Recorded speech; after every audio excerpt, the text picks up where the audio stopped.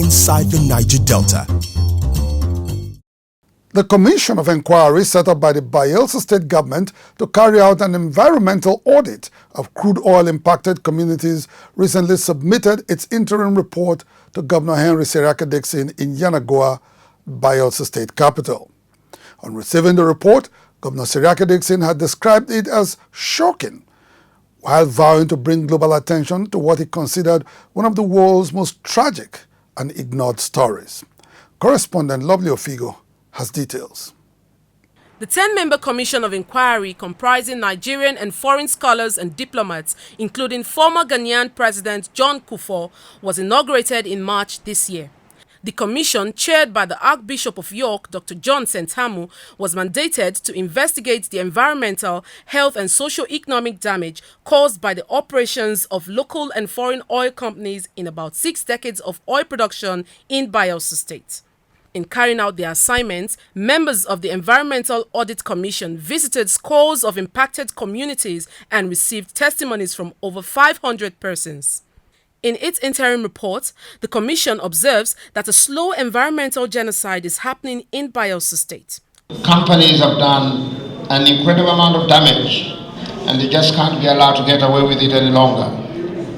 So it is our hope, Your Excellency, that as a Commission we can exert increased pressure on national oil companies to operate to the same legal and moral responsibility in Bayelsa State as would be expected in the United Kingdom, United States and Norway.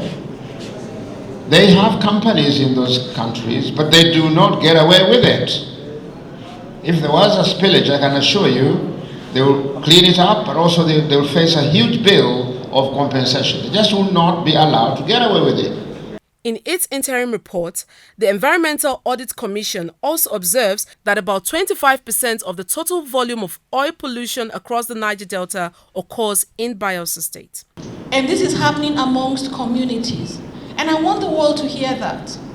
I want the world to hear that there are babies who are falling ill because of this exploitation.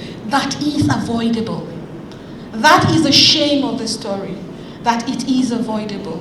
I was struck by noticing in many communities or along the creeks that we visited by boat, that sometimes in areas you will not even see a single bird. You will not hear bird song. And when you don't hear bird song in a place like the Niger Delta, it's a signal that something very serious is very wrong. Governor Seriake-Dickson, who passed a vote of confidence in the commission, vowed to bring his people's plight to the consciousness of the global community for possible action against perpetrators of environmental terrorism. Beyond making money, beyond crude oil being a very important part of international diplomacy, beyond all of this, there's a real life story of our people. We must be prepared to tell them, confront them with the truth of what they are doing. The final report of the Commission of Inquiry on Environmental Degradation in Bayelsa State will be released in London early next year. Inside the Niger Delta.